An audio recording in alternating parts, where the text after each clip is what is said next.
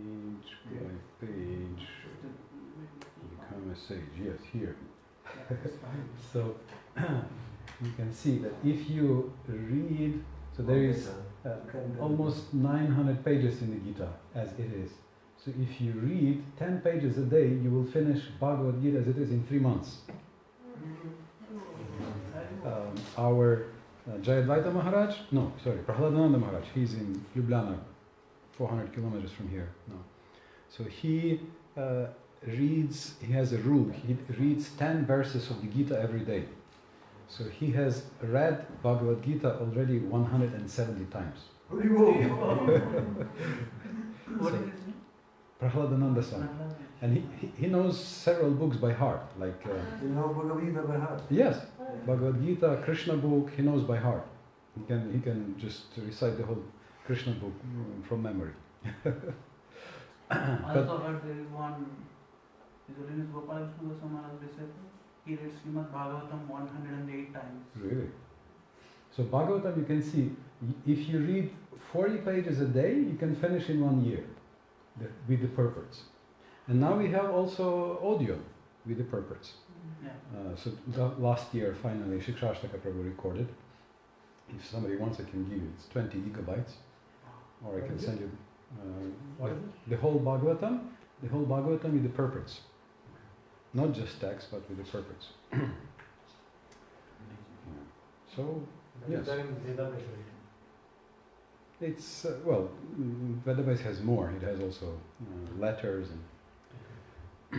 Okay, we already have people watching. So, be a sage, page by page. That's his motto. Also, yesterday I read our regional secretary in Ukraine, Achyuta Priya Prabhu, very mature devotee. He says, if you don't read, how can you practice, if you don't study, how can you practice Krishna consciousness? Because even if you chant 64 rounds a day, you need to know who Krishna is. You need to chant in Sambandha Gyan. Bhaktivinoda Thakur says, if you chant Hare Krishna in Sambandha Gyan, then you will achieve success very quickly. So, and it's a very merciful type of meditation, yes? Reading Prabhupada's books. Okay, so we still have to do our kirtan. Jaya Radha Madhava Kunja Vihari Jaya Radha Madhava Kunja Vihari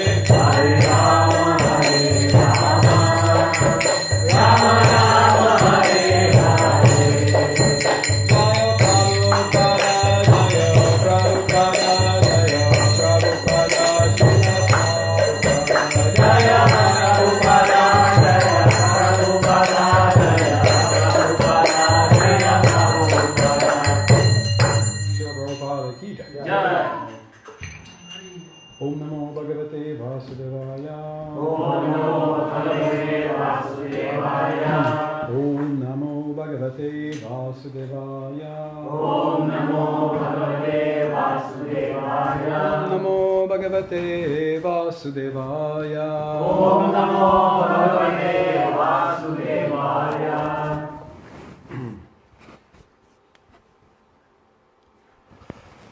Anyway, doesn't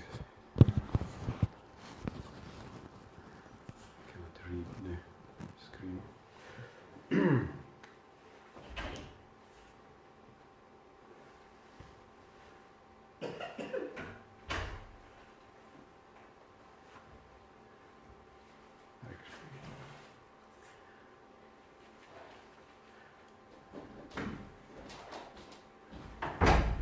As Chaitanya Mahaprabhu says, Prema Pumartu Mahan, the purpose of human life is prema, love of Krishna. And this is something that most people can agree. Even Beatles is singing "All You Need Is Love" for Krishna, love of Krishna, and it sounds like a good idea. However, when you actually put your prema to test, it turns out it's not really prema yet. So therefore, the acharyas explained that this is a whole process. So these are 9 stages explained by Rupa Goswami. They are listed in the 10th verse of the Gita, 410. This called Adau Shraddha. So first there is Shraddha. Shraddha means faith. Shraddha means also interest, or Shraddha means desire to reach reality, desire to know the truth, to accept the truth, to cross all the illusion and come to the truth. Then next is Sadhu Sangha, and Vishwanath Chakravarti Thakur gives several extra steps, both before and after and in between, even though these are main steps, but he says that, for example, Shraddha grows by some coming to the temple, coming to the holy places, meeting devotees, some encounter with devotees, hearing the holy name. So this drop by drop increases our bhakti unmukhi sukriti. It's not material piety, it's not material sukriti, it's not even moksha unmukhi, it's not even jnana sukriti, it's bhakti unmukhi sukriti, the most valuable type we can get. And then one wonderful day it can sprout into actual Shraddha. Shraddha means desire to achieve prema, desire to achieve Krishna bhakti, desire to achieve Krishna. So then we do sadhu sangha already consciously. We go and associate with devotees. We try to achieve something. And Chaitanya Charitamrita says, sadhu sangha, sarva shastra koi, lava matra sadhu sangha, sarva siddhi hoy. That all the scriptures declares, associate with sadhus, associate with devotees. Because even by a moment of devotees association, we can achieve all perfection. So this is a special secret, blessings of devotee association. I remember once there was some Kartik Vrat or some Purushottama, some Vrata was there. And then I remember that after the Vrata was over, I realized that even to finish your austerity, or even to complete your vrata, you need devotees to give them gifts, to give them some charity, to give them some prasadam. Even for giving something, you need sadhus, not just to get something, but to give something. You also for everything you need devotees. So that's why, of course, it's so wonderful to live in Vrindavan, and so therefore we should all move to Vrindavan. Yes, you agree? Some agree, some are not convinced. Or the second option, we can create Vrindavan here. Yes, in the 7th canto, Srila Prabhupada says that we have Narada Muni explains that if you do some austerity or yagya or charity or tapasya in a holy place or in a special time at Ganga, the bank of the Ganga, or Haridwar, of course, Vrindavan, Mathura, or Jagannath Puri, or some other holy places, then the results are 1,000 times more, or sometimes 1 lakh, 100,000 times greater. So there Prabhupada explains that in word for word. It's actually, yeah, maybe I can find it. It's quite funny. So he says,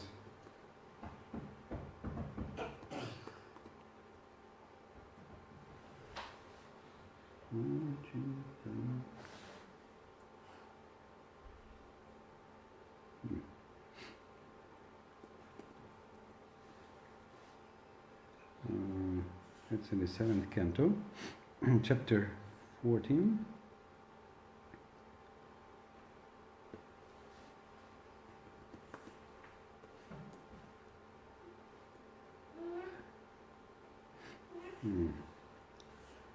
Okay, just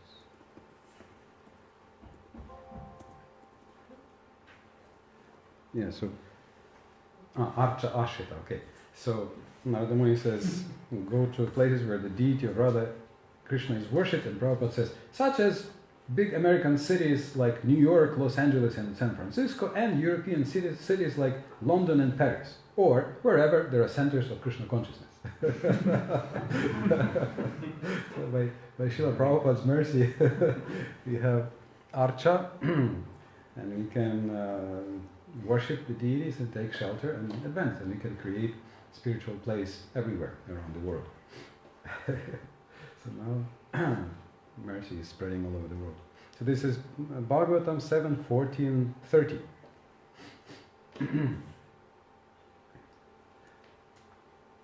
So yes, sadhu sangha, then bhajana kriya, then we perform devotional service, and it can be first unsteady, anishtita bhajana kriya. So that means it's sometimes one day you are very enthusiastic, and next day you are not so enthusiastic. Yeah, so that's normal, because we need to overcome the anarthas. Anarthas are undesirable qualities and behaviors and attachments which are the obstacles. So we have been discussing different anarthas that stop us from advancing. So the main types of anarthas are we have 4 categories of anarthas,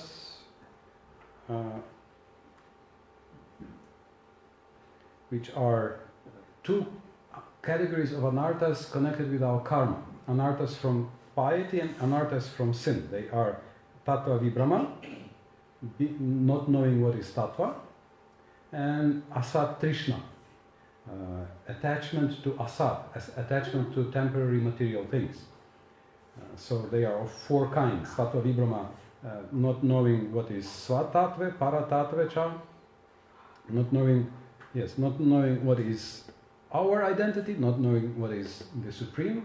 Who is the Supreme? Sadhya sadhana, not knowing what is the goal or perfection and what is the process. And virodhi, not knowing what are the obstacles. And so these are anarthas coming from sin, and then anarthas coming from piety, so another side of karma, good karma, are attachment to bhukti, material enjoyment, svarga, heavenly planets, siddhi, mystic powers. Would you like to have some mystic powers? Like to be able to control other people. That if you're in sales department, you just think you buy it and then they buy it. Or even better, property. You just think, I need a bag of money, and then boom, there's a bag of money. Even easier. Huh? Sounds. But I think for devotees, the most convenient mystic power, siddhi, would be to, travel in space. Like, for morning japa, you chant at Govardhan, Hare Krishna, Krishna Krishna, Hare Hare, Hare Ram, Ram Ram, Hare Hare. Then you go for class to Mayapur. Then you go for prasadam to Los Angeles or somewhere. Where? Puri. Yes, Puri or Shirangam. Shirangam also has. I still remember Adirasam from Shirangam. And then you go to take a little rest in Hawaii. Yes. And then you go work. I don't know where you work. In Munich. Yes. You work in Munich, and then you go. That seems like a good mystic power to have, right? Or mukti, liberation, becoming liberated.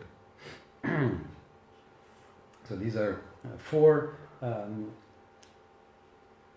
anarthas, attachment to these things which are coming from piety. But these are the simplest anarthas to cross. You can see already at Bhajana Kriya, when we just start reading and chanting, they are almost completely purified, because you know Krishna is God, bhakti is the process, I am a servant. For regulative principles is how you conquer the obstacles, bas. You know, what else is there? So illusion is finished. So the bad results of sin finished. And attachment to these good things, again, you think, yes, Siddhi, but then you think, no, but there is Rath Yatra in Munich. I shouldn't, I shouldn't go develop Siddhi, so I shouldn't go to heavenly planets. So you just do your seva, you understand that you should not be attached to anything material. So this you learn quite early, just at Bhajana Kriya, just when you begin your devotional service. So then two more obstacles are Bhaktyuta anarthas and Aparadhota anarthas. So 4 kinds of aparadas are there. Aparadas of the holy name, offenses to the holy name. Do you know the 10 offenses to the holy name that stop us from advancing? So the first offense to the holy name is the same as the second type of offenses, Vaishnava aparad, Satan Ninda or Vaishnava aparad, offending devotees or sadhus. Then the third offense, anartha, is offenses to the deities, like for example, stretching your heels towards the deities, or coming on the altar without washing your mouth and in a dirty state, or coming straight from crematorium to the. So these are some of the offenses to the deities mentioned, right? Crying in front of the deities, glorifying ourselves in front of the deities, and so forth. So they're mentioned in the Nectar of Devotion. And then offenses to ordinary living entities in general. So if we just give pain to somebody, that also can prevent our bhakti from blossoming.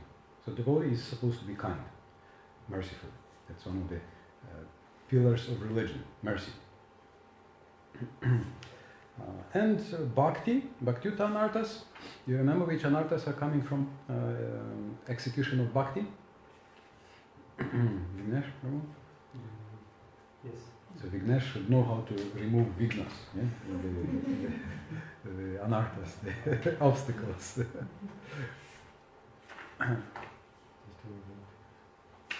You have external carrier of your memory, yes? Yeah. You don't have the internal. It's not. Anybody remembers? Anarthas give birth to 6 enemies, lust, anger.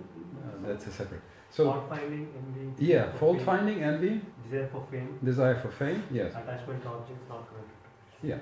So these are hridaya durbalim, weakness of heart, or So this is, you can see swapratishtata means desire for some position, status, for something special for ourselves. Then because of this, then there will be matsaya, envy, competition, rivalry, right? And then it goes even further out and becomes kutinati. Even this word kutinati sounds like in something, some politics. So fault finding, right?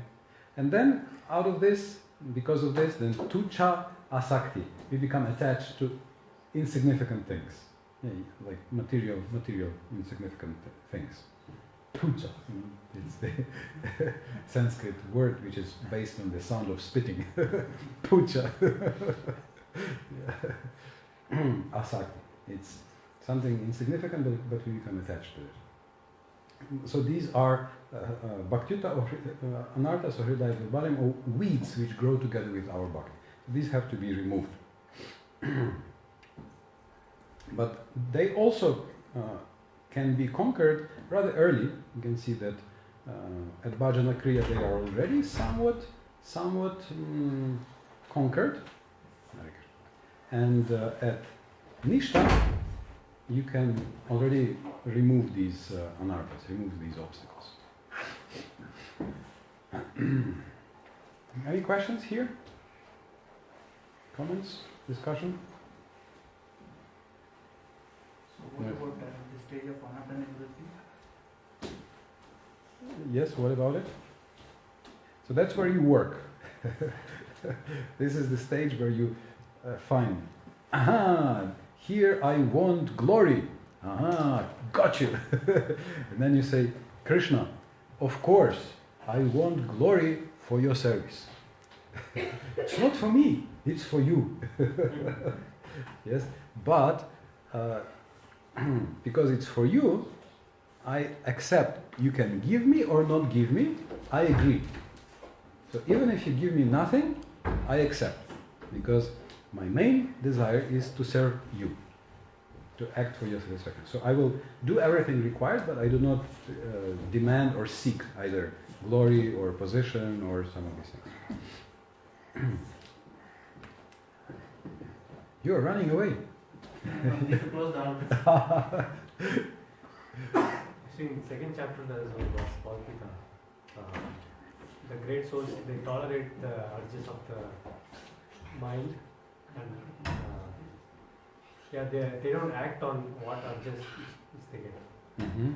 So, but in Nishtha, it's like you're saying, it's like you don't have to. The anarthas are removed. So. Nishtha. Is it like the anarthas keep coming, but we have the power to say no, or is it like they don't come on? At Nishtha, you know what to do with anarthas. At Nishtha, you know how to focus your attention away from the anarthas on Krishna. So, but they just that verse says And something then, like that. and then what happens if you do not feed them? So oftentimes, if you so our society is not society for the removal of anarthas. Again, as Prabhupada says, it's not, our program is not minus Maya, our program is plus Krishna. And because of plus Krishna, then we can naturally give up on the anarthas. So because we have higher taste, by higher taste, by the positive program of Krishna consciousness, we have the taste and inspiration and strength to turn away from all the unnecessary things. And because of this, my friend told me that when he was joining, they told him, if you do not follow the four regulative principles, you will not be able to chant 16 rounds. But if you do not chant 16 rounds, you will not be able to follow the four regulative principles.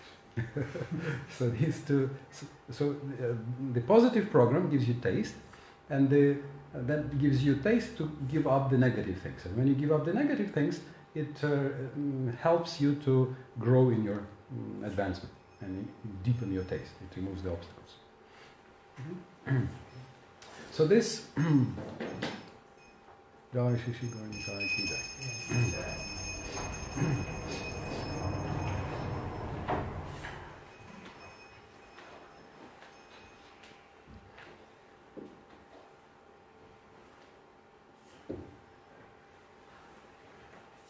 So shall I? Yes? Yeah, actually, even in Nectar of Instruction, Prabhupada says, one who can tolerate the urges. Yes, exactly. Yogishaheta dhira. It's not that they are not there, but you can tolerate. If you can tolerate, you can initiate the whole world. You can be Jagat Guru. So, but it's like, And then you know how to deal with it. yes, exactly. So tolerate doesn't mean that you just no. It means you can, like with a child. Like the child goes and eats some dirt. So what the mother will do, or the child is screaming, yeah, and what the mother will do? She will take, some carrot, look here, and the child says, what is this? Or he eats dirt and you give him, come take one sweet. And so he takes the sweet and he forgets about the about dirt. So in the same way with the mind. So the neophyte tries to fight with the mind. Stop, don't do this. And we say to the mind, don't think about this. And the mind says, oh, about this, right? That, like this, I shouldn't think. Yes, don't think. Like this and like this. Yes, yeah. So what you resist persists. So that's not how you actually control the mind. You tell the mind, yeah, okay, yes. But how about let's go to the kirtan? Yeah, oh, very bad, very bad. But let's read, let's go chant, let's go to the temple, let's do some seva. And then you're not fighting with the mind, you're just refocusing. And this is what Srila Prabhupada is saying in the 5th canto, that the biggest weapon to control the mind is, he says, neglect, basically, to refocus your attention, not to feed these anarthas.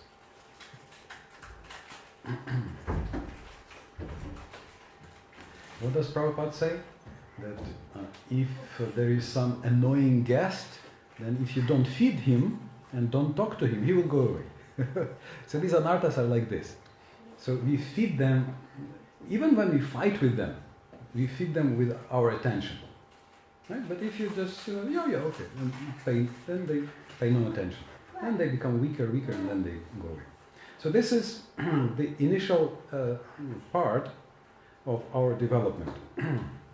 So, shall I discuss the scary part about the shadows of the mind? Yeah, okay. So this was something that usually is quite interesting, about 2 kinds of Krishna's mercy. I had a seminar about it. So this, we usually, when we think about Krishna's mercy, this is what we think is mercy and we like it. And that's how we understand Krishna's mercy. Yes. And this type, we don't like so much. Nityananda kicking Shivananda Sena, that's not as attractive to us. But it's also mercy. Yes? And Shivananda Sen says that don't cry. It's the best mercy.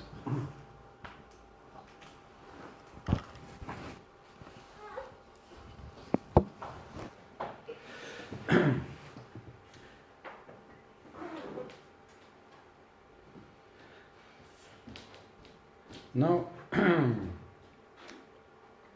in our devotional service, there are several stages we go through. So when we join, we learn about, so usually when we meet devotees, so the first stage is that we learn about spirit, learn about the spiritual world. We understand you are eternal, we are eternal, and therefore we feel upliftment. We are happy. We are happy. Sometimes it's called Urdhva Pundra. So usually sometimes Urdhva Pundra is referring to the tilak, but it also means upliftment, inspiration. You feel joy. Oh, I'm not this body. I'm not this situation. Oh, I don't have to die. Oh, there is eternity. Oh, it's so nice. There is spiritual world. There is Krishna. Wonderful. There is prasadam. There is nice incense. So many nice people. So we are inspired. There are people who are thinking about something higher, about something eternal, not just about eating and sleeping and something temporary. So we are very joyful. So utsaha means inspiration. We use a word enthusiasm, and enthusiasm is a nice word. It's an interesting word. Actually, enthusiasm, you can see it means. Second, yeah, here, enthusiasm. So it says entheos. You can see, en means inside, and theos means God. So God inside, God in your heart. That's the origin of this word, enthusiasm. So you are inspired. But you may also recognize that this is the initial description of anishtita bhakti, utsahamaya. Yeah? So it's sometimes called false enthusiasm, or sometimes it's called neophytes enthusiasm, because we meet devotees, we are very inspired, and we think, like my friend, he told me, he was a nice businessman and everything, and then it was a little funny. He thought, okay, I will just make another $10,000 and then I become a devotee. And he says within 2 months he lost all his money, completely everything. So he thought, okay, I'll join now. So he joined, and then he thought, oh wait, but I don't have winter boots. How will I, walk around in winter? And then he thought, well, anyway, winter comes after half a year, and in half a year I will be self-realized, and I will not need any boots. So that's utsahamaya. Yes, how 6 months? Yes, I will be a paramahamsa. I will walk on snow. I will walk on water. No problem. It's a good spirit. But then, what happens? Usually, somewhere between 4 months and 18 months after meeting devotees and beginning some practice, we meet our mind. And then, so this is described in the Bhagavatam 4:29-69. It says that when Rahu covers the moon during the eclipse, you cannot see the moon, but you can see Rahu, who is a shadowy planet. Usually you cannot see Rahu. Normally it's invisible. Some people even say it's not a planet, it's a mathematical point. But whatever you call it, it's a graha in the Bhagavatam, and it's invisible anyway. You cannot see. But when there is eclipse, you can very clearly see this Rahu. So in our heart, we also have such a shadow. That, what are these things? These are things we deny. Like, for example, envy. Who will ever say, I am envious? Did you ever meet people who will say, I am envious? Or even anger, anger. Okay, lust, that's maybe nowadays is more, how to say, allowed to boast about lust, but even that, not every kind of lust people will speak about. So these are some of the things we say, no, I don't, no, I'm a nice, no, I don't have it. I'm okay. I'm okay. For me, I'm okay. I have a little, some lust, yes, anger, yes, in traffic. But otherwise, no, I'm okay. So this is some things, some tendencies that we actually have, but we deny. So Prabhupada says in this verse, 4:29-69, that normally we collect so much karma that normally it takes millions of lives.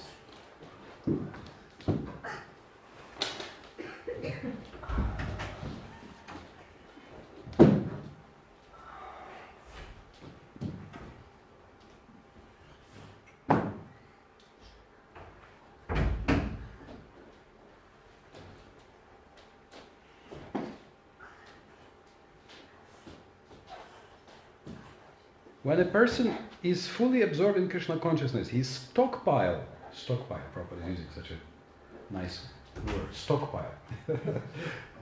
So there is a stock and a pile.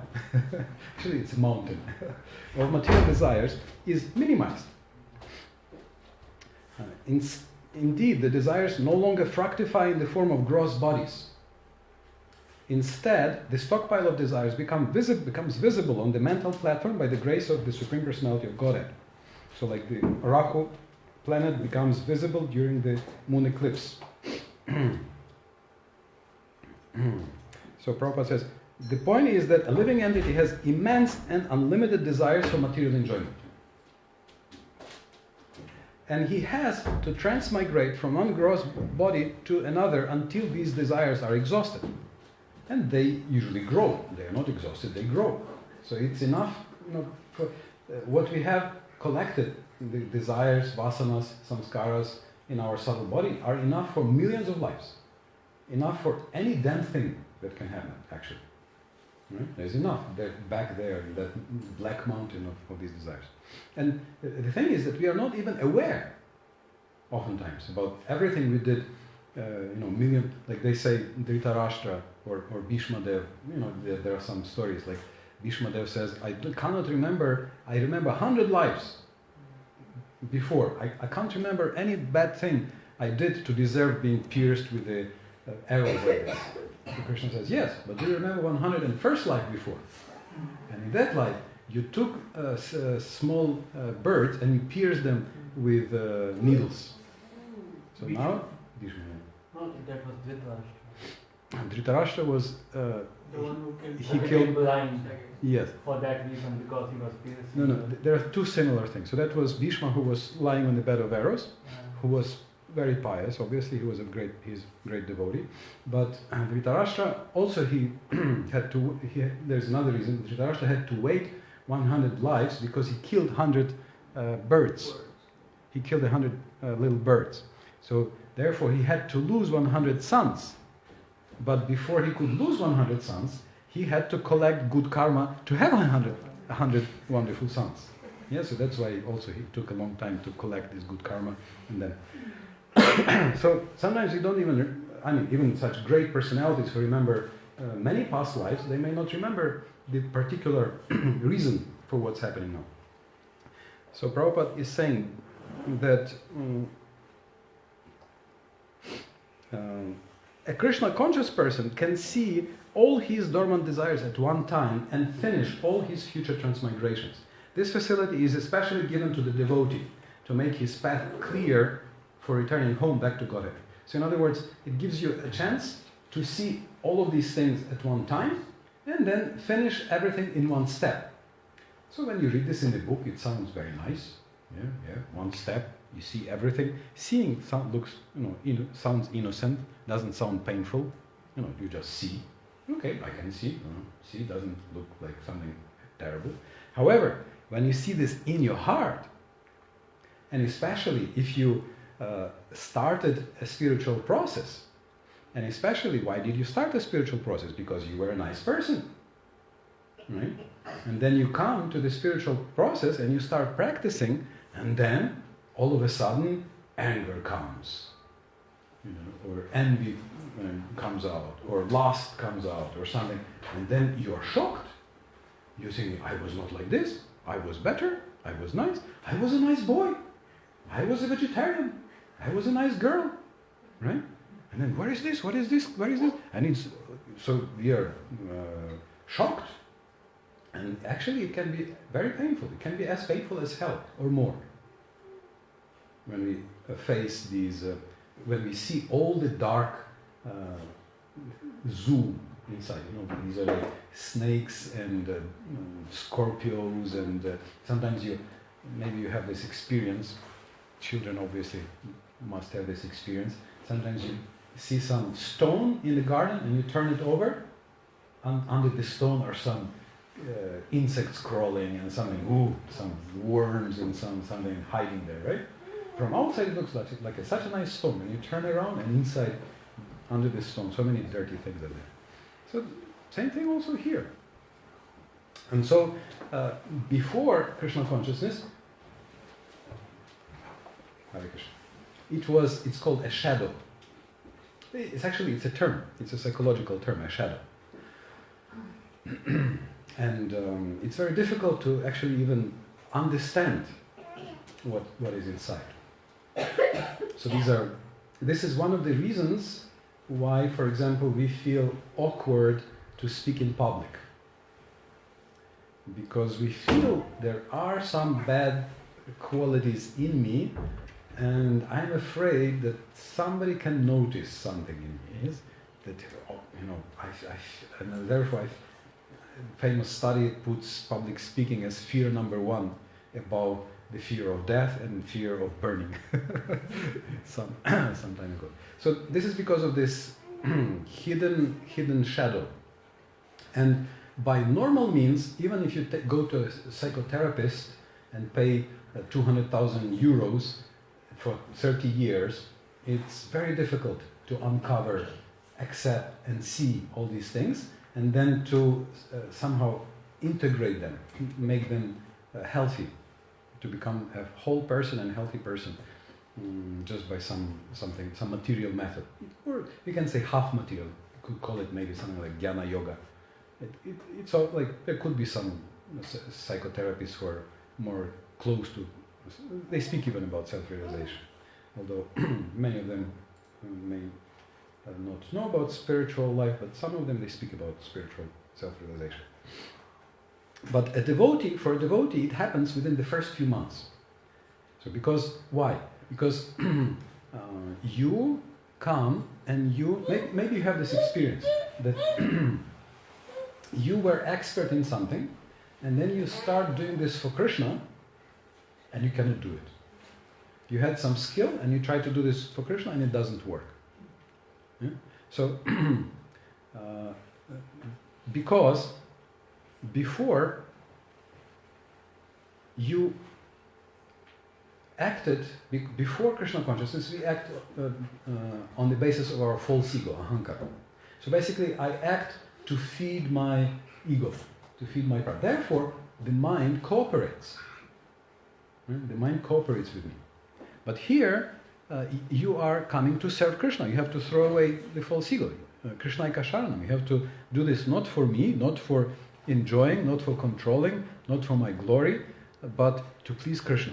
So, in the beginning, the mind can cooperate, but after some time, the mind says, hey, what's in it for me? Where is the reward? Where is the applause? Where is the girls smiling? And where is, boys smiling? Why should I cooperate? And the mind stops cooperating. And we feel, what is this? I was such a nice person. And then now all of these dirty things come out. Anger, envy, and all these, terrible, I was better. And then you think, I know. This is because of Bhakta John. Bad association. But then I think, no, wait. But Bhakta John is a devotee. So maybe it's not because of Bhakta John, but because I thought bad about Bhakta John. Maybe it's Vaishnava aparat. And because of my aparat, now because of this, it comes. So it catches you, in a loop. Like a computer, when a computer hangs, it catches you in a logical loop, and you're like, oh, maybe it's because of Bhakta John, oh, it's bad. But no, maybe because I think bad about Bhakta John. And so you go around and around, and you don't know what to do. If you associate, maybe it's bad association. If you don't associate, maybe it's an offense, or whatever. So many loops the mind can catch you. So, it can last for years. Definitely it can last for years. But in a better situation, it can last only for months. So what is the way out is to understand this is my mind, but I'm not the mind. So it's part of my mind. These desires are in my mind. That's what I have collected over the millions of lives in this world. But it's separate from the soul. So I have a privilege, I have a right to choose Krishna. As Rupa Goswami says in Bhakti Rasamrita Sindhu, who can who is qualified to perform bhakti? He says, Nri Matram. Anybody who is at least human. We see even animals also can perform. I can tell you so many stories about animals doing bhakti. I live in Vrindavan, I see many amazing stories. But at least a human being definitely has an inbuilt capacity to accept bhakti. Karma yoga, we don't know. Jnana yoga, definitely not for everybody. Ashtanga yoga or Dhyana yoga, definitely not for everybody. Even Karma yoga requires following the Vedic principles. So it already requires some qualification of being civilized. But Bhakti yoga, we can see that even Mrigari the hunter, who was cruel, sadistic, he was torturing animals. And Narada Muni made him a devotee. In half a year, he didn't want to hurt one ant. So in half a year, he achieved bhava. He became completely non-violent. So Bhakti yoga is a birthright of every human. So therefore, here you understand, okay, this is a result of my actions. This is my mind. These are my bad desires. But I'm not the mind. I'm a soul. So okay, I'm dirty. Okay, my mind is demoniac. But I will serve Krishna anyway. There were demons who were serving Krishna. So what's the problem? Dhritarashtra was a devotee. Yes, or Prahlad was born from a most demoniac father, and he was serving Krishna. So it's a right of every soul to serve Krishna, if you so desire. And we have help. We have books like Stotra Ratna by Yamunacharya. We have Sharanagati by Bhaktivinoda Thakur. The same Stotra Ratna is translated as Gita Mala, very beautifully, by Bhaktivinoda Thakur. We have Manakshiksha by Raghunath Das Goswami, where they discuss, like Bhaktivinoda Thakur, you may know, Gopinath Namani Vedana Shuna. Yeah, he says, oh Gopinath, all the demons, Asura Sakala, Paila Charana, all the demons have achieved your lotus feet only, but I'm still in this material world. I'm most demoniac, I'm filled with lust, I think about, I'm filled with anger, so if you don't give me mercy, what will I do? He says, when I see somebody suffering, I'm happy. When I see somebody happy, I'm unhappy. Who will say it? You know, nobody will say it like this. Will anybody say it like this? So nobody will admit it. So he describes these dirty desires in our heart, envy, greed, and all these other things. And with these shadows, he still chooses Krishna. He still surrenders to Krishna. So basically, he takes us by the hand and he leads us through this dark valley of meeting the dark side of our mind, this Rahu eclipsing the moon, or shadowy side of our desires. And then that means you already understand how to actually control the mind. Instead of fighting the mind as you do here and suffering and losing and suffering, you know how to control. You know that you choose Krishna. You do not fight with the mind, instead you choose Krishna. So whatever is there, but you still accept Krishna, and from wherever you are, instead of denying it again, you just serve Krishna from wherever you are. And so this is already, so somewhere here you have Nisha. This will be Anartha Nivriti, here, Bhajana Kriya and Anartha Nivriti, and somewhere here you reach Nishtha. So that's already Sattva Gun, where you know how to control your mind. You have achieved the capacity to consistently, steadily choose Krishna and choose Krishna Bhakti, and engage your mind in some positive devotional service, like hearing, chanting, worshipping, associating, praying, and so forth, 9 processes of Bhakti. And then you are happy, obviously. Sattva Gun means happiness. You feel great happiness. Not only that, you see God. Because Sattva Gun is the state where you can see Krishna, where you can see God. Because Sattva Gun is clarity. Sattva Gun means clear heart, clear mind, and you can actually see God. And then you meditate and you see God. Like Narada Muni, 1.6.16, he was taught by the Bhaktivedantas, and he sat and he meditated, and he saw Krishna in his heart. And then what happens? Krishna hides. Yeah. So 1:6:18, he was so ecstatic. He saw Krishna in the heart. All the senses awakened. And then 1:6:18, Krishna disappeared. And he's trying and trying and trying, and he cannot see. And then he hears the voice. Krishna says, Narada, for ku-yogis, for bad yogis, I will never show myself. So I have shown myself one time, and then till the end of life you will not see me again. But you can become completely purified, and then in the next life you will achieve it. So, why? Because Krishna doesn't need, how to say, a person with a false ego of a seer of God. Because here it's still sattva, it's still material. I see God, I'm a seer of God. Yeah, sorry Prabhu, yes. Yeah, I see God, yes. So it's still false ego. He wants more. He wants that you actually go beyond sattva, that you become your true eternal self. Not just some super sage, super brahmana who is super clean and super wonderful, right? No, he wants you to be your eternal self. Maybe a cowherd girl, a cowherd boy in the spiritual world. So that's why he wants you to give up even that beautiful ego. I'm a seer of God, I'm a sage, I'm a saint. He wants more. That's why he hides. You can see even from the gopis he hides. Even from some very exalted devotees he can hide.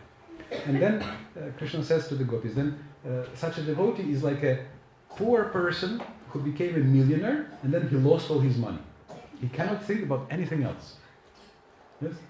So in this stage, person cannot think about anything else except Krishna. And then he becomes completely free from any false ego. He just understands dasa no dasaham. He, like Shikshashtaka, he says, Ashlishyava padaratam pinashtunam. Oh Krishna, you can crush me in your embrace. Would you like to be crushed in Krishna's embrace? Does it sound good? It sounds good, yes. But Radharani says in Shikshashtaka, as Chaitanya Mahaprabhu, he says, Adarshanam marmahatam karotu va. Or you can, marmahatam, kill me in the most painful way. Marma, these are these points in the body that these karate people know. Maybe Paramatma Krishna knows where the marmas, where to punch you.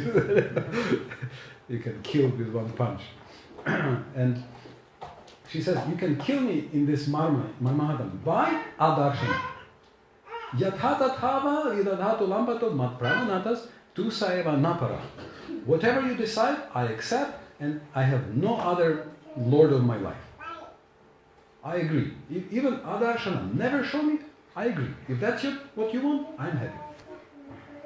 So you can see, complete absence of ego. He doesn't say, oh no, I'm serving you, but only if you accept me as a main wife.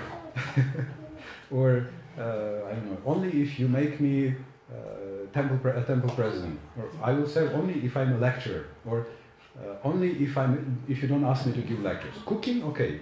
Puja, okay. But lectures, please don't ask me. Right? No, he says anything. So this is complete yathatadhava vidadhatu.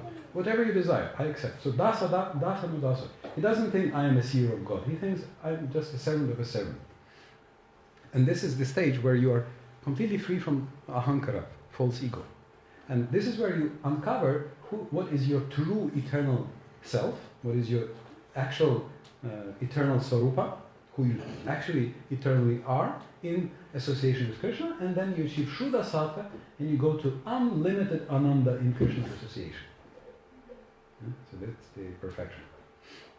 So it may look, these stages may look like tough stages, but after you, for example, pass this stage, when you're going through it, it may feel like hellish stage. But after you pass it, you will not exchange this even for heavenly pleasures. Because throughout this stage, you were with Krishna and you were choosing Krishna. And you were still in the process of approaching Krishna. You were coming towards Krishna. So therefore, there was a very deep sweetness. There's very deep value and sweetness in it, and mercy, which connects you to Krishna. So therefore, after you pass this tapasya, then it becomes your opulence of the school.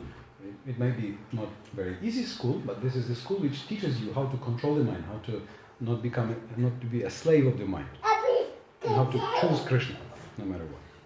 Any questions here? Comments? On the ground?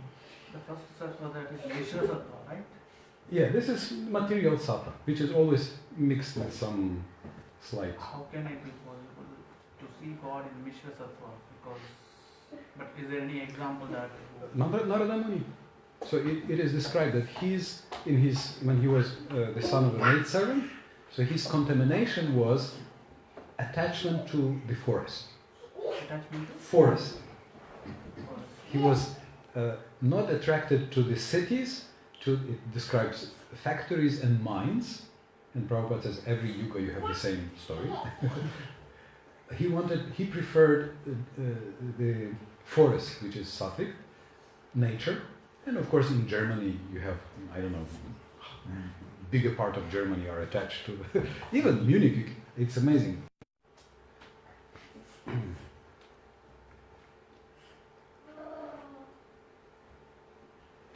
You can hear all night long some nightingales are singing and chirping, and it's like the middle of the city, but birds are singing. So much green trees are around. So it's nice. It's sattvic, but it is still material. So it's pure compared to matter. And in the first canto, Vishwanath Chakravarti Thakur says that sattva is preferred, and sattva allows you to see Krishna, God, because tamas distorts your vision by subtracting tamas, right? So I'm become sleepy or something, and rajas distorts by adding. You have to run, get this, that. So it subtracts and this adds, but sattva does not subtract and doesn't add. So that's why Lord Vishnu is the predominating deity of sattva, and sattva is the recommended way of action. You can see that in the Gita, in chapter 17 and 18, sattva and Shuddha sattva are described together. So you can see Prabhupada describes sattva as Krishna consciousness. So they look very similar, almost the same. But there is still some subtle ego. It's a good ego, you're a good person, it's a good ego, but it already lets you see Krishna. So you can say like it is a sattva mixed with passion? No, it's ignorance. We can, materially it is just sattva. But the problem is that in the material world, every mode is based on ignorance. So even pure material sattva is based on ignorance of your swarup, right? And ignorance of your eternal connection with Krishna. So therefore, it's not enough. And in the material world, even to maintain something in sattva, you have to add some passion. To maintain the room, you have to clean, you have to paint, you have to do some work for everything. So passion is there in the material world. But in terms of the modes, it's just sattva. It's not that some other mode is mixed, but by its nature, because it's material, therefore it's not sufficient.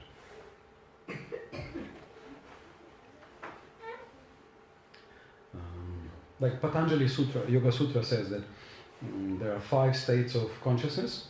There is kshipta, vikshipta. So there is deluded, that's tamas, and there is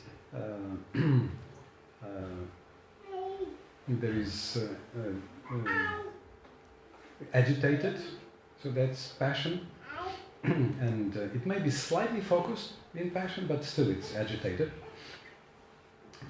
there are two kinds of tamas. One is kshipta, is spaced out. It's like You're not sleeping, but you're spaced out. And then vikshita, that's passion, agitated by something. And then ekagra. Ekagra, it's focused on one thing. So that's considered sattvic, ekagra.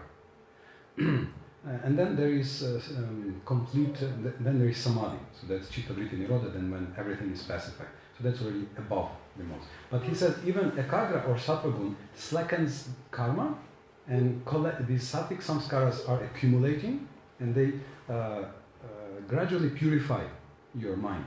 So every time you become peaceful in Krishna consciousness and think about Krishna, of course it's even more than sattvic, but every time you are even sattvic, like you go to the nature, like you go to the forest and you think, Krishna's creation is beautiful. It's sattvic, right? So it stays and it's there, and sometimes in your work you're running here, running there, and you remember, oh, forest was nice.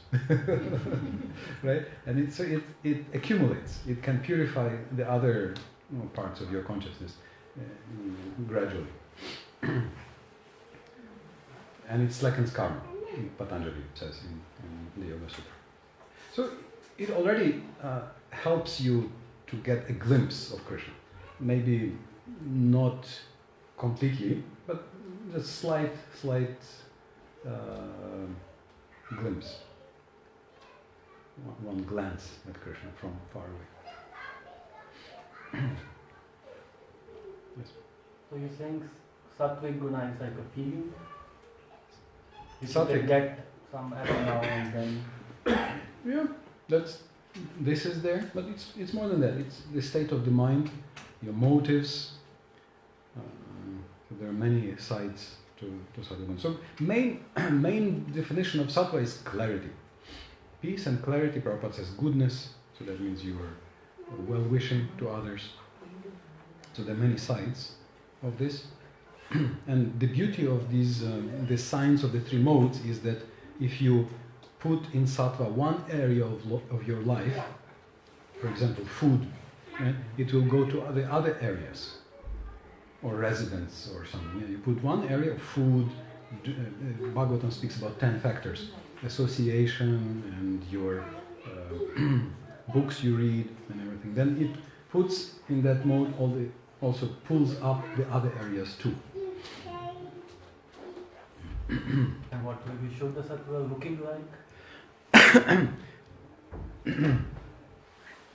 This was my first question, one of the first questions in Krishna consciousness, for the answer to which I was waiting for 20 years.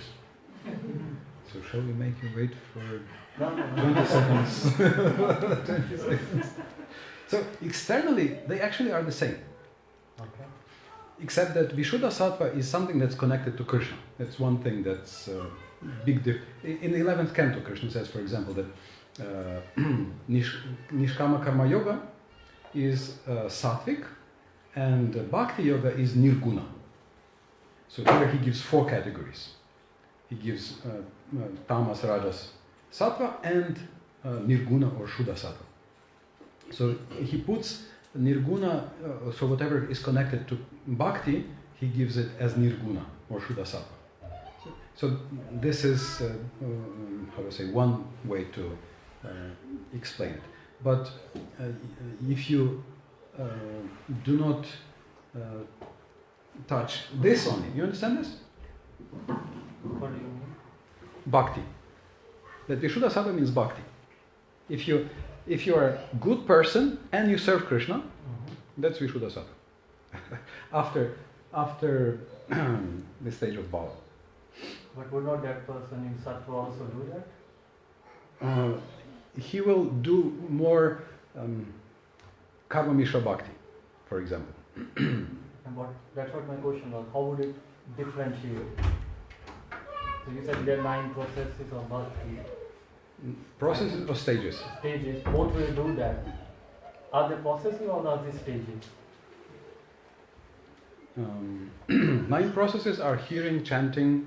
Right? So okay, they are processes, no? yeah, they are processes. Okay. So at any stage, even at at the lowest tamas, a person can start, Yeah. and then they will become elevated. You actually become liberated at the stage of bhava. At the stage of bhava, you cross to Vishuddha Sattva. So at the stage of bhava, ecstatic love, there is a ray of mercy touching our heart, and then the heart begins to melt. So that's where you reach Shuddha Sattva. You cross from Sattva to Vishuddha Sattva. Yes? Any doubts? Because you also said person in Sattva would do cleaning and all those things. Yes? So in Shuddha Sattva would he not? Yes, the same thing. The Same same thing. thing, yes. Okay. So externally, this person, he will also do all these things. So that's why it's a little more complicated. So if you do not discuss bhakti, sattva and Shuddha Sattva will look the same. That's the problem. Or the blessing, depending which side you look at. That this one will be clean and good and kind, and this will be clean and good and kind. So the only when we were studying in Vrindavan at the 10th canto, at the end of the 10th canto, Vishwanath Chakravarti Thakur describes one subtle difference between sattva and Shuddha Sattva. So this is in the story of, this is chapter, I think 88, when Mahavishnu steals the Brahmanas.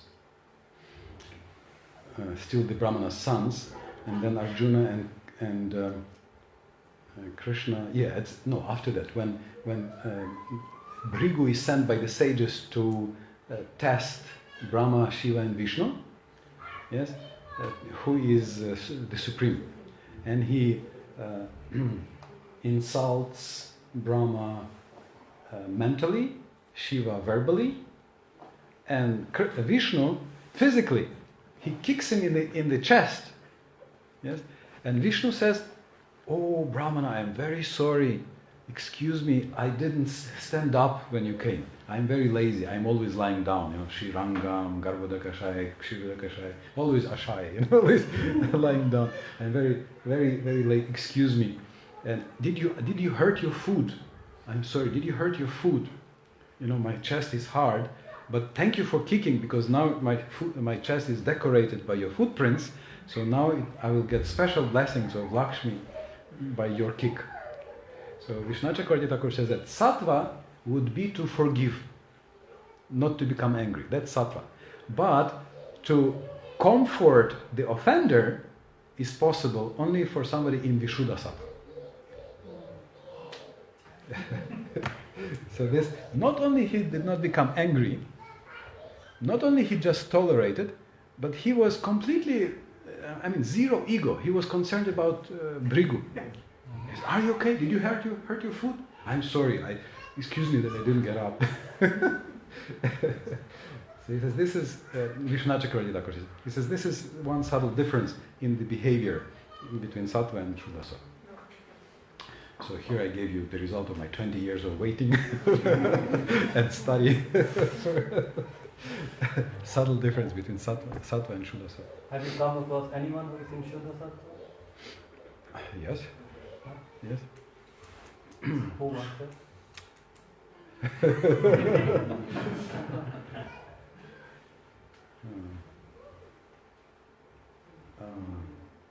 I don't know if I should say it like this.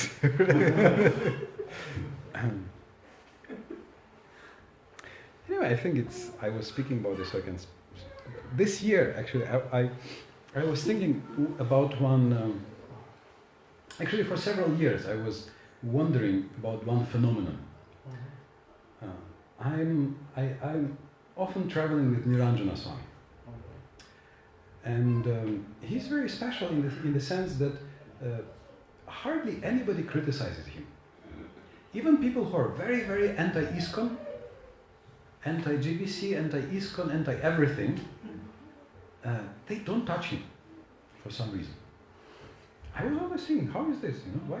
They criticize everybody and him they don't touch.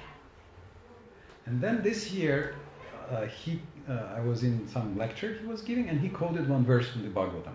And then I realized that he's quoting this verse every year, many times. And he's saying that he's following this verse since he is Brahmachari Ashram. And then it struck me, oh, that's probably the reason why. No, it's reconnected. So it was probably, Sri Krishna took care, keeping the secret. So this is the verse. Tiraskrita vipravabdam.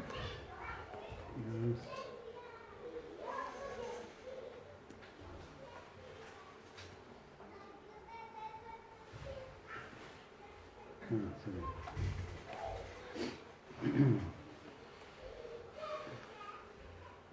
1848. Tiraskrita vipralabdha shatakshita hatapi nasyata pradikurvanti tad bhakta prabhavopihi. Even when the devotees of the Lord are so forbearing, means tolerant and forgiving, that even though they are defamed, cheated, cursed, disturbed, neglected, or even killed, they are never inclined to avenge themselves. They do not wish the same on their attackers. So he's always quoting this. And then I thought, actually, I think he's not just quoting, he's actually... and then I thought that many cases when I saw him attacked or accused or something, then he's never trying to attack back. And then I thought maybe this is the reason, that because he's never having this desire to attack back, then he's free from many of the attacks that are there. So this is one example. There are, of course, more. But and you can see after two more verses it says Prayasha sadavaloke paraire dvandve shuyodita navyatanti nahrishyanti yata atma gunashaya. That in this world the transcendentalists, even though engaged by others in the dualities of the material world, people try to drag you into some politics or something, right? Dualities. But they are not distressed, nor do they take pleasure. Na vyathanti na hrishyanti. Neither this side nor that side. Why? Because yata atma aguna ashraya. Because they take shelter in the aguna atma, in the transcendental spirit, in Vishuddha Sattva. That's why they can avoid being drawn into the lower dualities. Hare Krishna. So this is your task. That's how you should be. Taking shelter in the transcendental Krishna, be the transcendental well-wisher of everybody, cross the ocean of anarthas,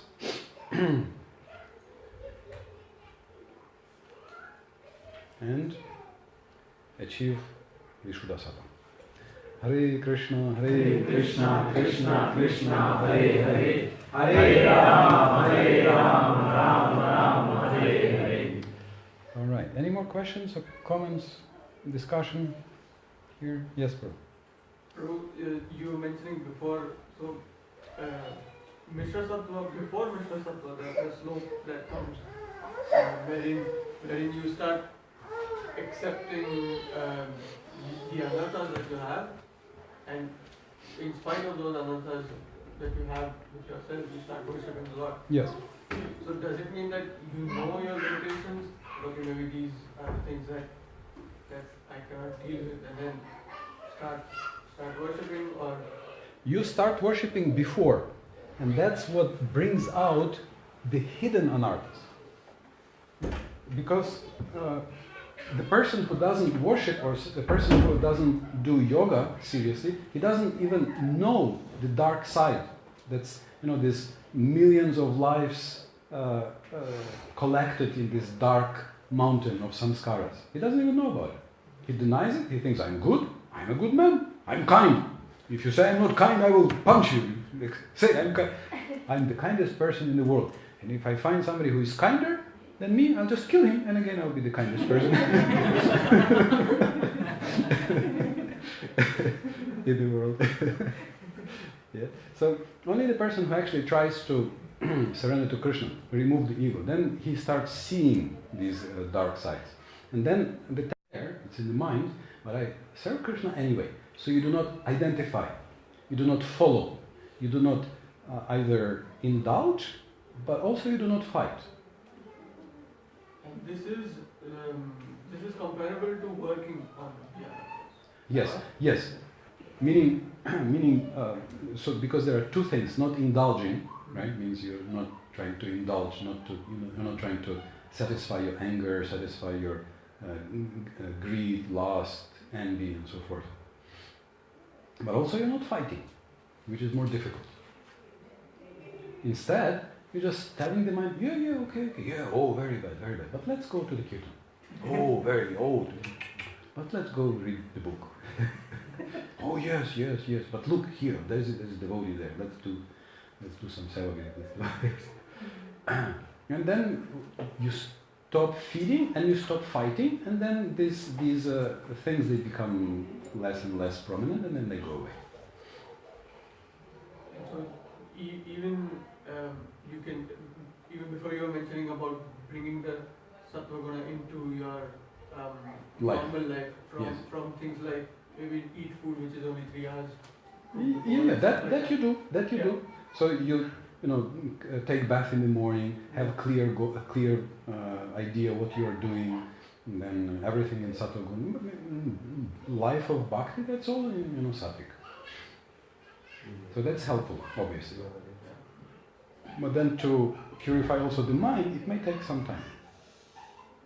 It's like first the body, then the words, then the mind. It may take some time. But then if you pacify the mind, if you teach the mind to follow you, so again, you are not trying to push the mind. You just go to Krishna, and the mind will follow you.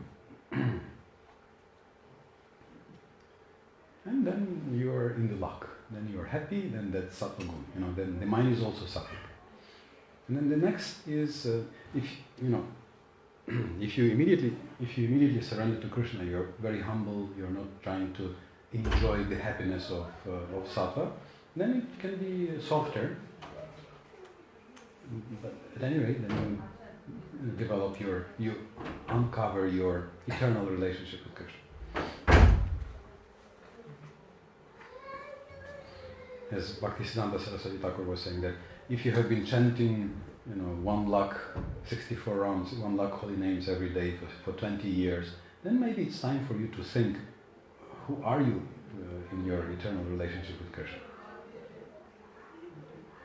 Of course, if you chant 16 rounds, maybe you should chant 80 years? Or chant better? Any doubts? Maybe our Vishwadev, he say, he makes some wrong thing so many times. Many lives ago. Well, this Vishwadev is eternally associated from Krishna. How we can do something? You can see that when Krishna comes, he brings his eternal associates, but there is one funny lila they do. They, before they come, they send one amsha, expansion, before. Like, for example, Uddhava sends one vasu. Bhishma also is one vasu. Or Nanda and Yashoda, there is Dhara and Drona. Or Vasudeva and Devaki, there is Prishni and Sutapa. Right? So they send some expansion before, thousands of years before. And they do some tapasya. Sadhana, and by this tapasya, they become very elevated, and then when Krishna comes, from heavenly planets, they come as his associates. So what happens, this Amsha joins back with the Mula, so with the person himself, with the eternal associate. So there are 2 leelas. So for devotees, we know that bhakti is the supreme. But for ordinary people, they do the Aishwarya Leela. They show that, look, you achieve Krishna after, doing tapasya for 10,000 years. Prishni and Sutapa eating leaves, dry leaves for 10,000 years. And you think, oh, okay, so okay, tapasya is important, okay. Krishna is not cheap, okay. So, you feel that yes, tapasya is nice and charity is important. So this is sort of Aishwarya and karma side to teach ordinary people. And this is what's usually emphasized in the Mahabharata, this side. Karma, dharma, Aishwarya, lila, this, the demigods, they do tapasya and then they can join Krishna. But we study already the supreme lila, that if you do bhakti, if you serve Krishna, then you're already eternal associate, and all the other things are much less than bhakti. So therefore we do not emphasize, eating dry leaves. We do not have a course on how to, eat dry leaves for 10,000 years to get Krishna as a son. It's not in our, process. No, you say chant Hare Krishna with love, and then you can recover your eternal soul. So basically, these are two separate leelas. This leela, that's leela illustrating the laws of karma, the laws of karma and dharma. Right? And they are performed by, it's not the eternal associate Bhishma, it's his Amsha expansion which shows the example of this performance of dharma. For ordinary people. Before they come in touch with ISKCON, read Bhagavad Gita as it is, and learn about bhakti. Learn about bhakti. Hare Krishna, Krishna Krishna, Hare Hare, Hare Ram, Ram Ram, Hare Hare. Thank you very much.